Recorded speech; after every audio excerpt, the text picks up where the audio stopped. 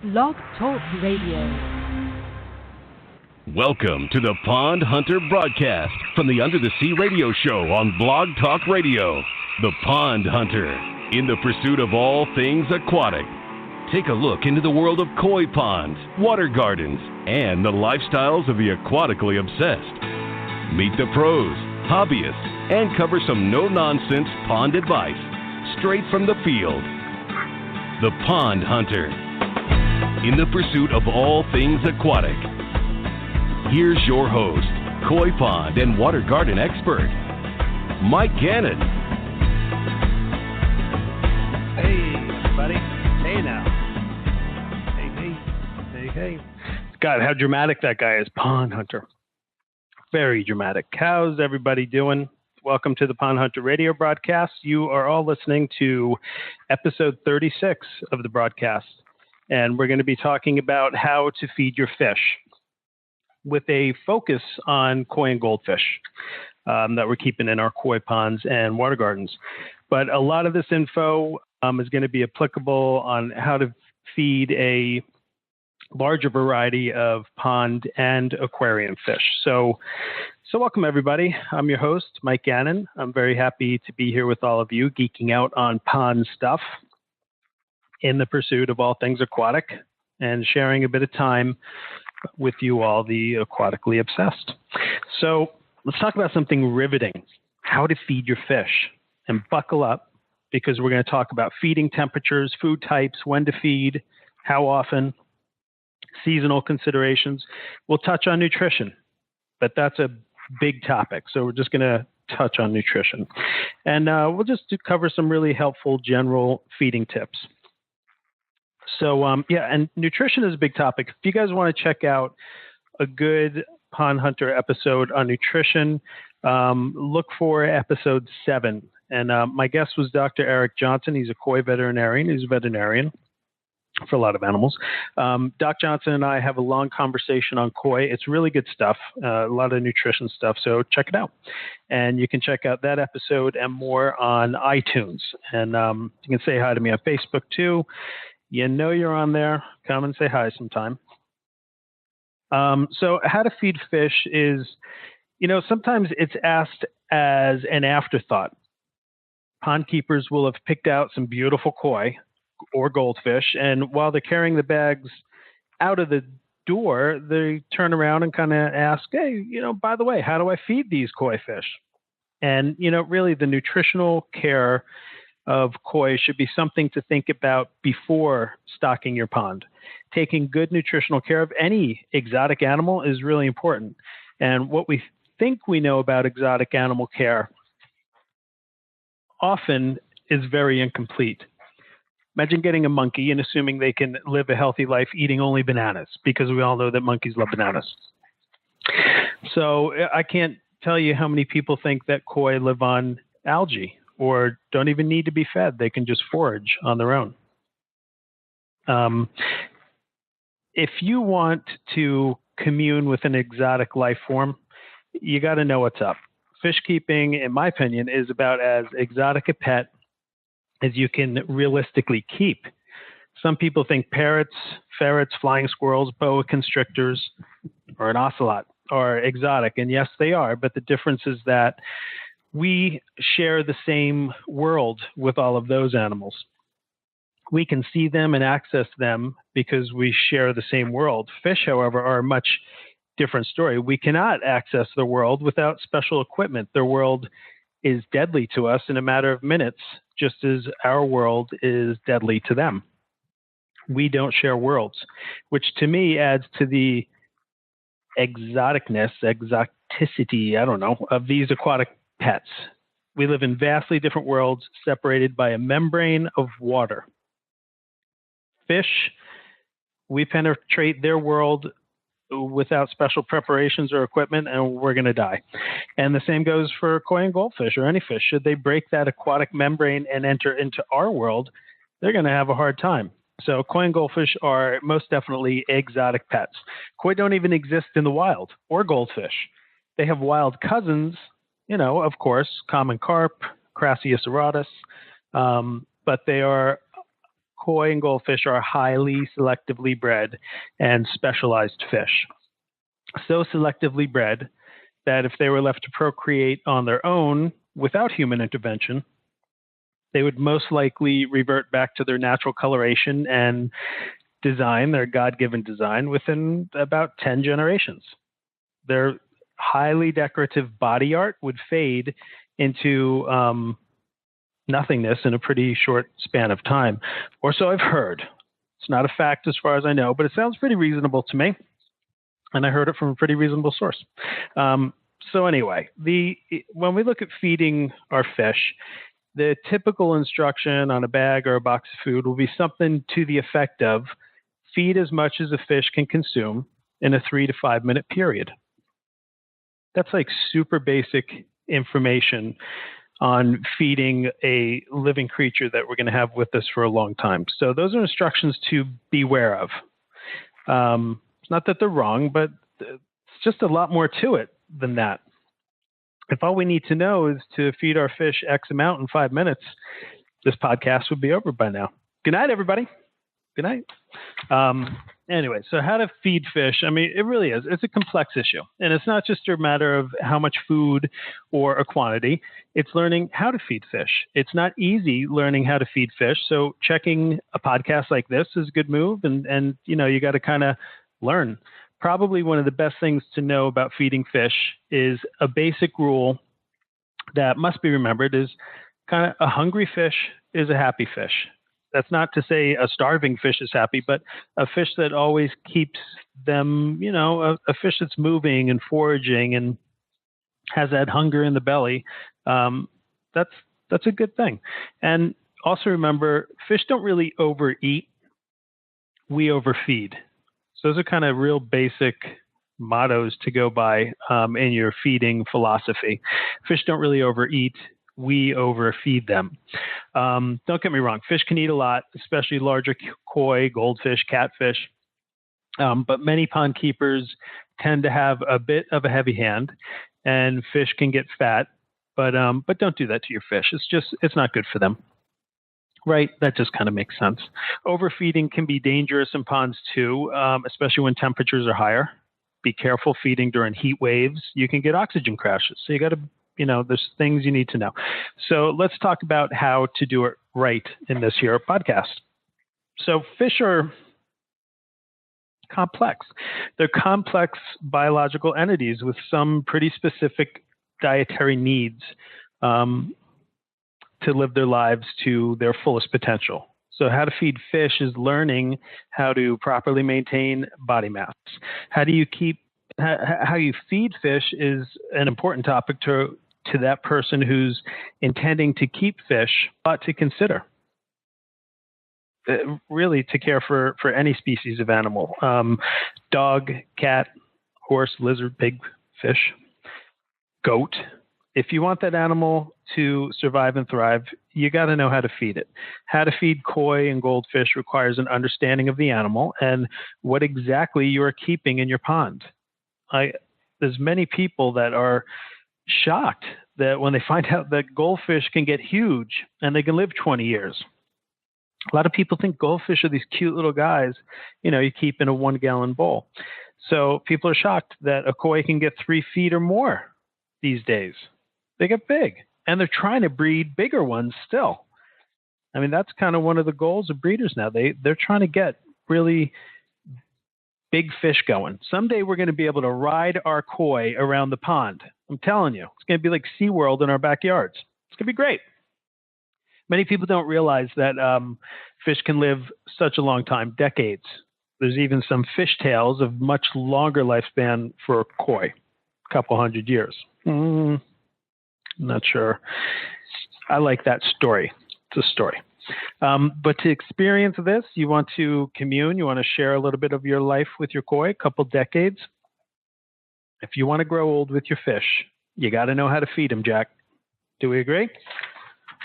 Hello? Anybody out there? What do we got? Okay. Good. All right. As long as you guys are still there.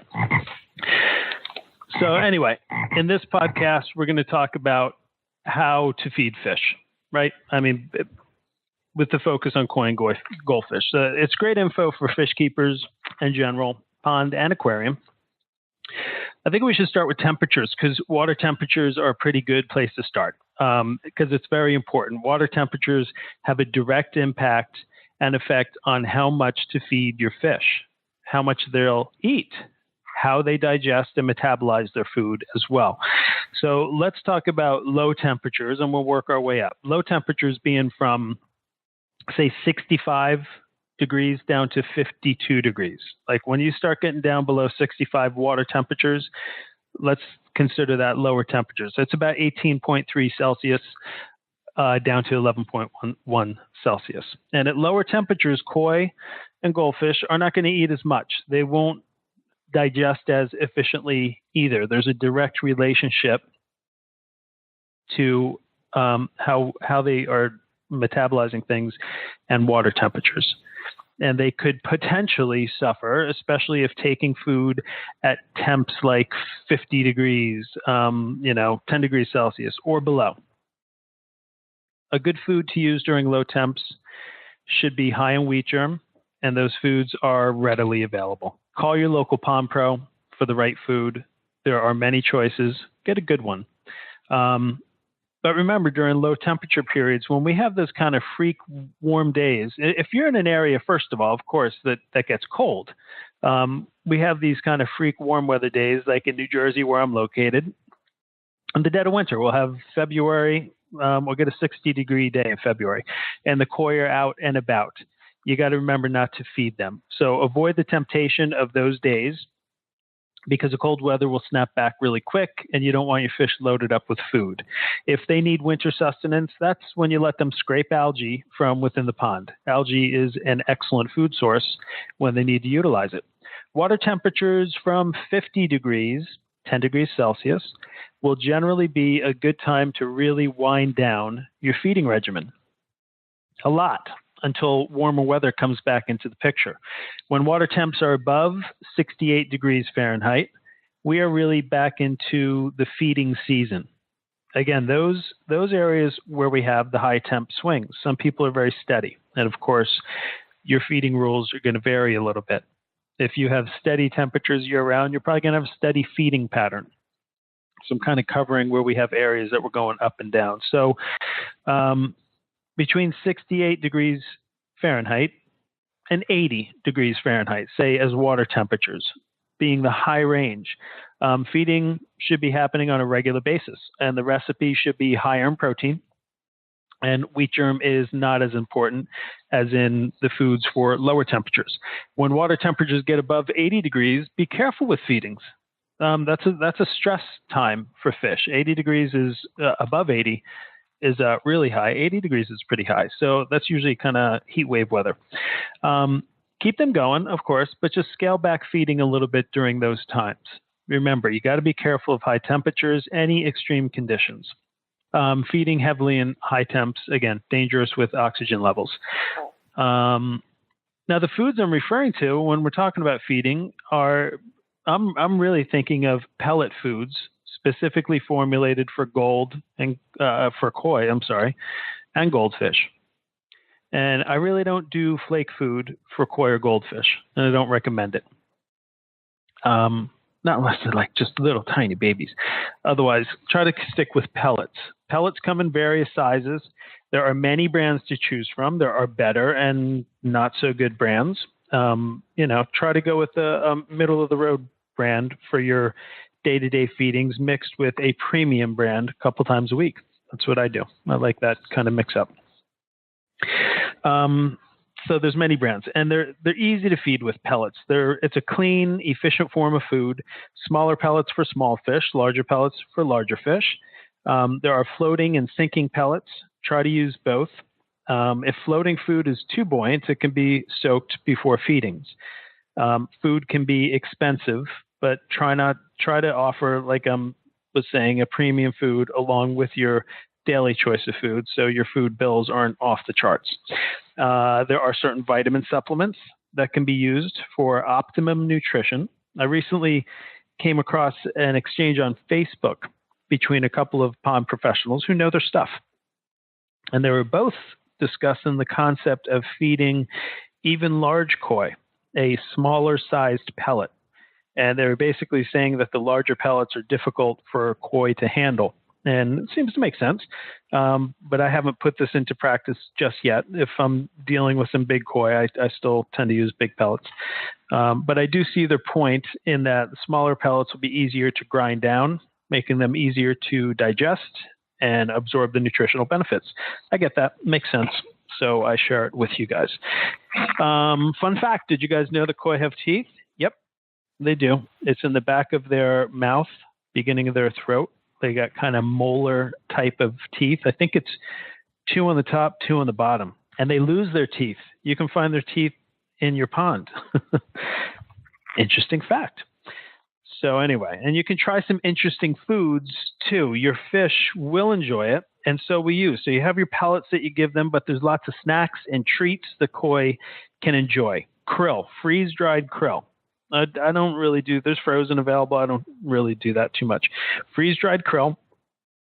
Tetra has a really good one. That's a great snack. Koi do love it. For smaller koi, just kind of crunch the krill in your hand before feeding it to them. Helps break it down a little bit. You can even, if you have like an ecosystem type pond, you can introduce ghost shrimp into your pond. They're kind of just cool to put into your pond, and the koi will love them as well. They'll chow down on them. Earthworms are a good snack for koi. They love those. We had a couple of years ago in my area, I mean, it happens every so often, we get cicadas that just, come out in just massive quantities, swarms. So cicadas were falling into everybody's ponds in this area. I mean, it's a big bug. It's pretty substantial. And the koi in almost everybody's ponds were coming up and eating, gorging themselves on cicadas. So it's amazing what they'll eat. You can get stuff like, prepared foods like koi crunchies, Cheerios, which are great to use during colder temperatures, by the way. Koi do love Cheerios. You can offer them peas, zucchini, leafy dark greens like romaine lettuce, kale, stuff like that. I've seen people use oranges, grapefruit slices, watermelon, cantaloupe. So freeze-dried crickets, also, that's a good food. A little more controllable than cicadas. Even some people have given their koi rice, so that's what you call pasta. People are giving their koi pasta. So now I'm not saying I recommend them. I think that actually rice, bread, pasta, like that kind of stuff, I think gets kind of messy inside your pond. So anyway, and I'm sure there's a lot more that your fish would enjoy, but those are some good snacks. And it also just helps to enhance your experience with your fish. Think of how jealous your family and friends are going to be when you turn them down because you're cooking for your fish that night. Huh? We're talking about having fun now? You betcha. So the frequency of feeding, again, directly related to temperatures. At lower temperatures, probably 1 feeding a day is fine. At higher temperatures, you may want to do several times a day. Might be more like it when you know how to do it. Until you're comfortable learning how to feed your fish, I'm not saying jump into several feedings per day. Ramp up to something like that. In areas that experience temperature swings, like here in good old New Jersey, where the Pond Hunter Radio broadcast studios are located, pond keepers will see that the appetite in April will be very different from the July appetite, as well as the October appetite. So you learn the feeding rhythms of where you live. And with that said, I recommend daily feedings for the beginner koi keeper. And as you gain experience, you can ramp up frequency of feedings to several times per day. The key is to control quantities. Remember, overfeeding fish is a quick way to drag down water quality. It can, of course, affect water clarity as well. Cheap foods can affect water clarity because they break down fast. When a pond keeper has become comfortable with feedings, then they should get more comfortable with the multiple day feedings. If a pond owner has the time, try feeding smaller portions throughout the day. This has a couple of benefits in that it keeps the fish from getting hungry. It more closely resembles their natural feeding behavior of just kind of grazing and foraging and picking all day. It helps develop and reinforce trust. and the relationship between you and your fish. And they will associate your presence with feedings and pleasantness. And they respond by greeting you at the pond's edge. And you will be the food god from the other side of the aquatic membrane. It's a powerful position to be in. When your fish associate you with food, their behavior can get pretty comical. They'll climb out of the pond to get to you and your yummy treats. They get wacky. It's great. It's hilarious. And once they get nuts to see you and start following you around the pond, you could probably begin the process of teaching them to hand feed directly out of your hand, which really is a lot of fun. So hand feeding takes time and patience, but it can be done. But it doesn't happen quick. It takes time, takes patience. Let's talk about quantities of food, because the quantity of food is going to be based on a few factors, including the size of your fish, the age of your fish, the quantity of fish you have, as well as the type of food you're using. I think the best approach is to use your own hand as the measuring gauge and pay attention to what you're doing. Keep track of how much food you have to give until the koi start losing interest in the feeding session. If your fish are eating 5 handfuls, then use that as your standard quantity. Of course, you could also use a simple measuring device. And again, the quantity is going to, a measuring device is a good idea. Because if you ever have to go out of town and you have friends, family, or whoever coming by, you can say, give them, quarter cup of food, whatever the case. And always, whenever you have somebody feeding your fish for you, always have them feed a lot less than you would feed them. If you're giving them a quarter of a cup, have them give, an eighth of a cup, whatever the case. Make sure they're underfeeding while you're away. Of course, you don't want your fish to starve, but you do want them to underfeed, because I can tell you, I've gotten a lot of phone calls of people with the phone conversation starting off, hey, Mike, I just got back from vacation, and they had somebody feeding their fish, and the pond is just, packed with food. The pump is clogged. The net is clogged. So make sure you use pre-portioned for when you're giving somebody your feedings, right? Okay. So anyway, where was I? So, and again, quantities is going to fluctuate according to certain factors, and with temperatures being the primary factor. For the pond keepers who do not get to enjoy year-round warmer temperatures, your feedings should be designed to their best effect and with purpose. And what do I mean by that? Well, when your fish are coming out of winter, your feedings are meant to help put weight back onto your fish who have not eaten in a while and have burned off their fat reserves.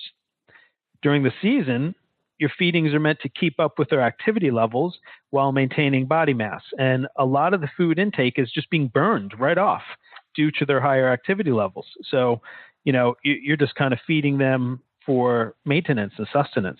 In the spring, you're feeding them to put weight back onto them. And then coming around mid-August, September, somewhere around there, October, the feedings should be with the intent of putting weight back on the fish. You want to build their body mass and build those fat reserves for those long winter months. So let them eat.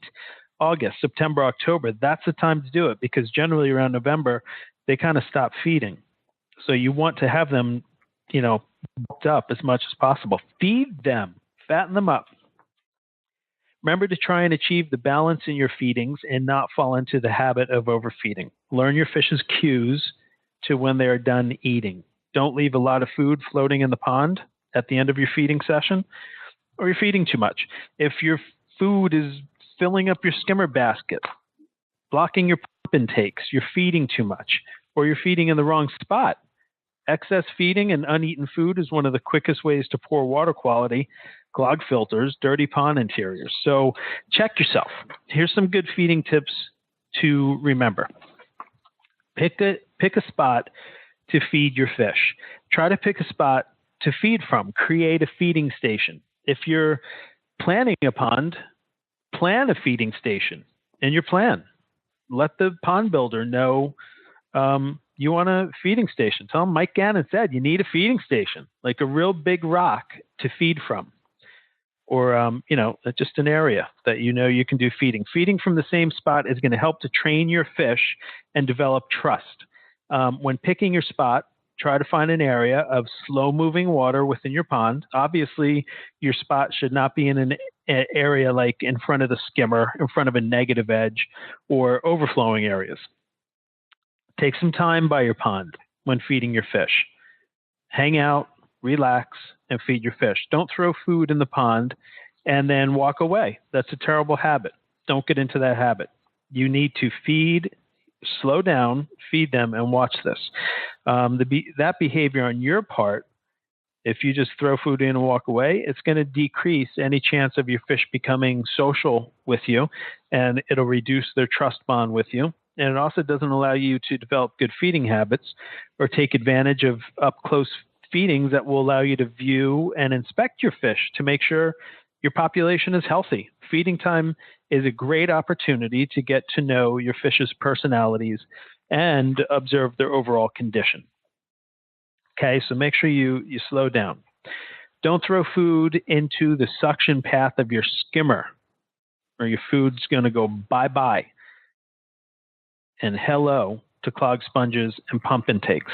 So where in front of your skimmer, it might not be visible, but there's water being sucked in strongly. So don't throw food in front of the skimmer area of your pond, right? So the feeding and everything helps to train your fish. So you need to be the food god. And remember, you are the human. When I feed, if you have rocks in your pond, or if you have a formal pond, feed along the edges of your pond. When you feed along rocks, the pellet food tends to cling to the rocks and the edges of the pond, which makes it much easier for koi and goldfish to eat and helps to regulate how much food you're giving during a feeding as well. If you don't have rocks in your pond, that's fine. Just find the spot in your pond where water is moving the slowest, or where plant growth like water lilies can slow down the food so fish can chow down on it. Don't throw the food out to them. You're teaching them to feed away from you. You want them to come up, have that interaction, have that close relationship with them. Teach them to eat in front of you. They need to get up and close and personal. And if you allow them to eat away from you, they won't socialize with you, and trust may not develop. Your fish need to be completely comfortable eating in your presence. Don't throw food and walk away. And eventually you could get them to hand feed. When you're feeding your fish correctly, it's one of the most rewarding aspects of keeping a pond and experiencing that rare and special relationship between human and fish. Warm-blooded, land-dwelling primates and cold-blooded, limbless aquatic vertebrates. What a strange relationship to have. And I've known some really cool fish because I've taken the time to slow down and feed them. Good feeding habits are not only good for your fish, it's good for your pond, which means it's good for you. And now you know a little bit more about how to do it right.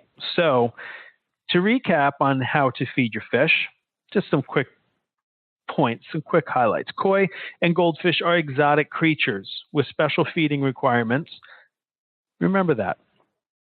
A hungry fish is a happy fish, and generally a fairly healthy fish. Feed foods with protein to build body during the colder seasons, and with feed foods with protein to build their body mass during the season while it's warm, and feed foods with wheat germ during cold weather for easier digestion. Below 50 degrees, don't feed. Above 80 degrees, beware. Find the right spot to feed your fish and take control of the situation. Make them come up to you. Koi enjoy a good snack like krill or watermelon. Don't throw food out to your fish. With time and patience, your koi and goldfish will hand feed. Train your fish, or they will train you. You're the human. Be the human. You can do it. If you guys want to catch more of the Pond Hunter, please come by and say hi. You can find me on YouTube, Twitter, Facebook, Blog Talk, Periscope, Snapchat, and iTunes. You should be able to subscribe to my blog, the Love Your Pond blog. Lots and lots of great blog posts and pond content there. Thanks for hanging with me, everybody. I'm Mike Gannon. I'll see you next time on the Pond Hunter Radio broadcast. Peace, everybody. Treat each other with love and kindness and take good care. And keep it pondy. You have been listening to the Pond Hunter Radio broadcast on Blog Talk Radio with your host, Mike Gannon, the Pond Hunter. In the pursuit of all things aquatic, broadcasting Wednesday nights on Blog Talk Radio.